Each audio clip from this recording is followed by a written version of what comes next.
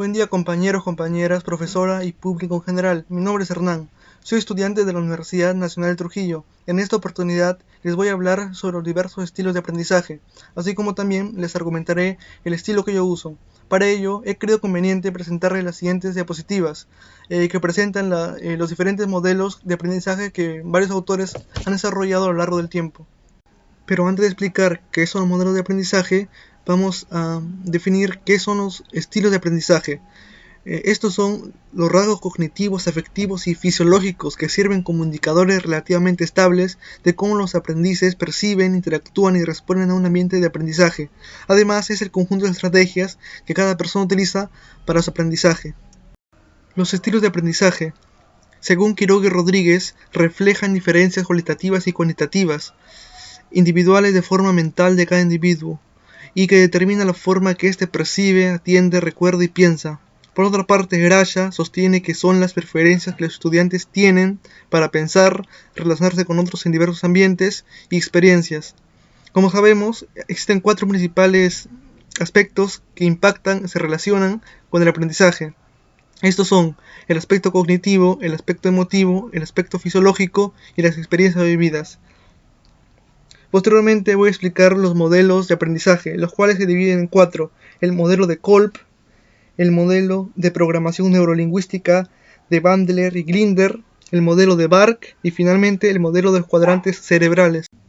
El modelo de Kolb se ramifica en 2 partes. La primera, para aprender debemos procesar la información que recibimos, tanto como una experiencia directa y concreta, como una experiencia abstracta, como por ejemplo leer. La primera hace referencia a un alumno activo, mientras que la segunda es característico de un alumno teórico. Por otra parte, las experiencias se transforman en conocimiento cuando las elaboramos. Esto se da reflexionando y pensando en ellas, o experimentando de forma activa con información recibida. La primera hace referencia a un alumno reflexivo y la segunda es propia de un alumno pragmático. Los alumnos activos son los que se involucran totalmente sin prejuicios y en las experiencias nuevas, disfrutan del momento presente y se dejan llevar.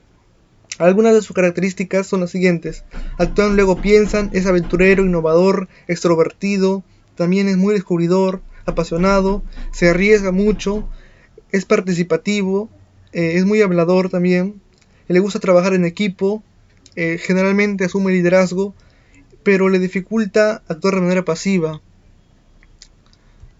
Acá tenemos la descripción, algunas características principales, secundarias, y los alumnos reflexivos. Estos son más prudentes, tienen un perfil bajo, precavido, piensan y después actúan, analizan mucho la situación, son muy observadores. Algunas de sus desventajas son, por ejemplo, les cuesta mucho trabajo asimilar las cosas, es decir, que para actuar deben pensar mucho, analizarlo para poder tomar una decisión rápida. Acá tenemos algunas características, descripciones de lo que es un alumno reflexivo. Los alumnos teóricos. Estos son muy perfeccionistas, tienden mucho al pensamiento secuencial, son metódicos, les gusta planificar todo, son racionales, detestan lo subjetivo. Esos son los que aprenden mejor con modelos teóricos. Tenemos alguna descripción sobre este tipo de alumno, sus características principales, también es disciplinado, es inventor, etc. Los alumnos pragmáticos.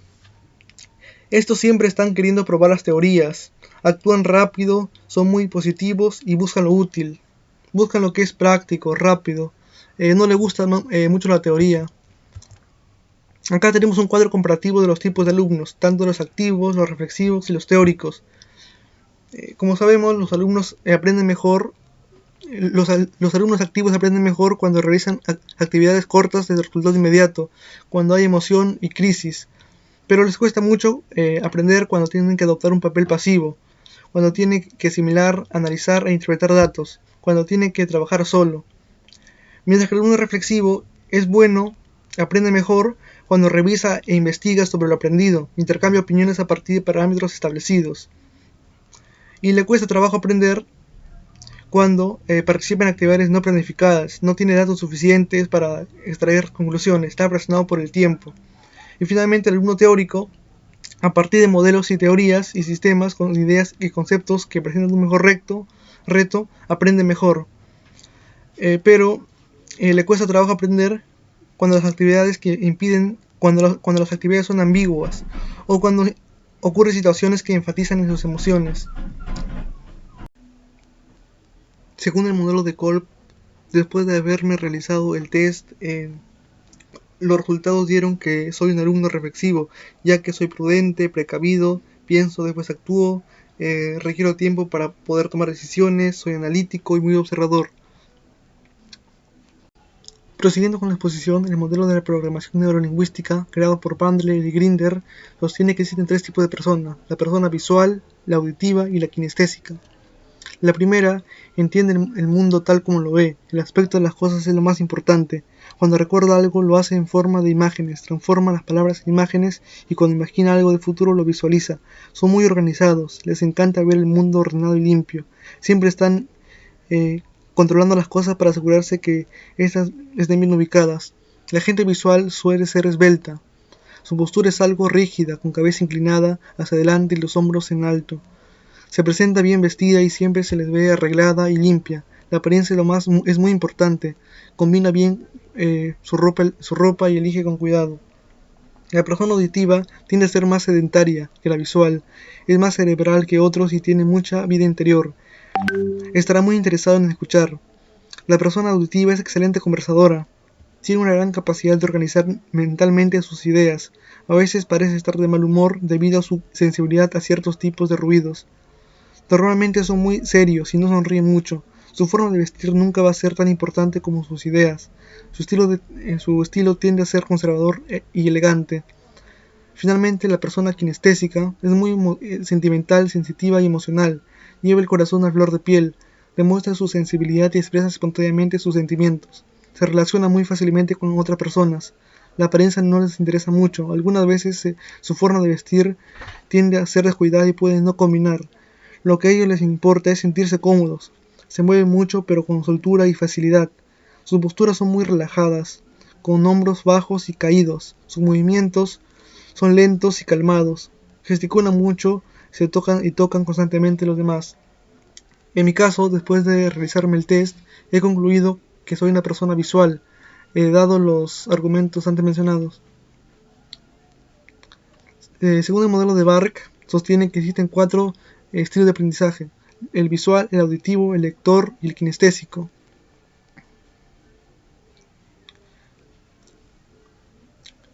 Los antecedentes dados por Roger Sperry sobre los hemisferios cerebrales sostiene que hay dos tipos de hemisferios, el izquierdo y el derecho.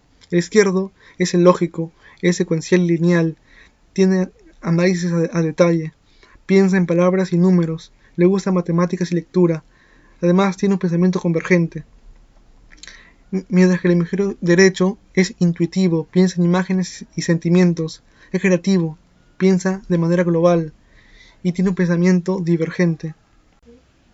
Finalmente, el modelo de los cuadrantes cerebrales planteado por Neil Herman, donde sostiene que el cerebro se subdivide en 4 partes: el cortical izquierdo, el cortical derecho, el límbico izquierdo y el límbico derecho. El primero, el cortical izquierdo, es el experto, es una persona racional, analítica, es realista, lógico, basado en hechos cuantitativos, le gustan los números y es crítico.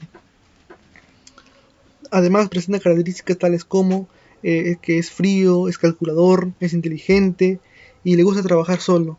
Mientras que el cortical derecho es estratégico, es futurista, pensamiento holístico, intuitivo, integrador, sintetizador, imaginativo, especula, le gusta las sorpresas y asume riesgos.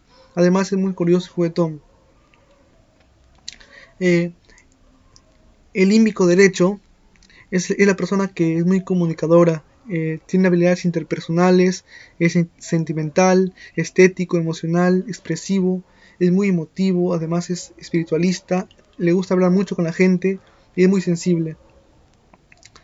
Mientras que finalmente tenemos al límbico izquierdo, aquellas personas que predomina esta estructura del cerebro suelen ser muy organizados, secuenciales, siempre planean, son detallados, evitan riesgos y sorpresas, se basan en reglas, evitan la indisciplina. Además son muy perfeccionistas. En mi caso, después de haberme realizado el test, salió como resultado que predomino en el cortical izquierdo, el cual soy una persona analítica, realista, lógica, basado en hechos, cuantitativo y tengo un espíritu crítico.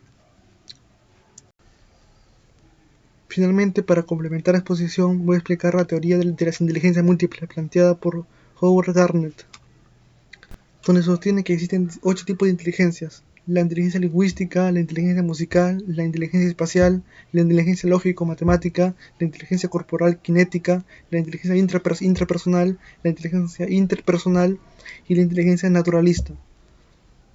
La primera, la inteligencia lingüística, es la capacidad para usar palabras de manera efectiva, ya sea de forma oral o escrita. Acá están los poetas y los escritores. En la inteligencia musical es la capacidad para percibir, discriminar, transformar y expresar las formas musicales. Acá están los cantantes.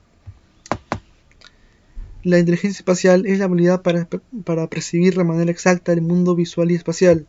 Acá, por ejemplo, están los arquitectos. Luego está la inteligencia lógico-matemática, que es la capacidad de usar los números de forma efectiva y razonar adecuadamente. Acá están los lógicos, los matemáticos, los ingenieros, los químicos, etc. Y la inteligencia corporal kinética es la capacidad de usar todo el cuerpo para expresar ideas, sentimientos, facilidad de utilizar las manos para transformar las cosas. Acá están los deportistas, los gimnastas, los futbolistas, los voleibolistas, etc. Y la inteligencia intrapersonal es la capacidad de autoanálisis y conocimiento de sí mismo para el beneficio personal. Acá están, por ejemplo, los psicólogos y los filósofos. Y la inteligencia interpersonal es la capacidad de percibir y establecer distinciones en los estados de ánimos, las motivaciones y sentimientos de otras personas. Acá están, por ejemplo, los profesores. Dentro de la inteligencia naturalista es la alta sensibilidad hacia la naturaleza y todos los asuntos relacionados con su preservación. Acá están los botánicos, los biólogos, los médicos. Después de realizar el test, he concluido que poseo inteligencia intrapersonal y naturalista. Muchas gracias por escuchar la exposición.